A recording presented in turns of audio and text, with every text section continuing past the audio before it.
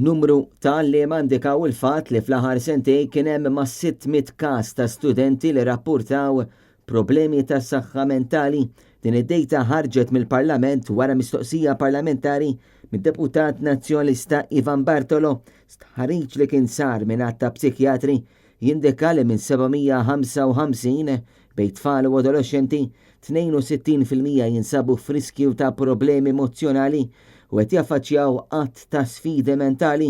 L-istudju sar mill-Assoċjazzjoni għas-Saħħa Mentali ta' Tfal u Adolescenti u l-Kunsill Malti għas-Settur tal-Volontarjat.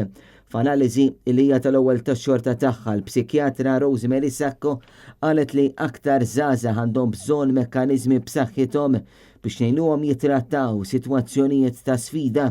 L-istħarriġ sab li 23% ta' tfal ta' bejn 5 u 10 snin u 39 ta' bejn 11 u 16 il-sena kienu f'riskju ta' problemi emozjonali.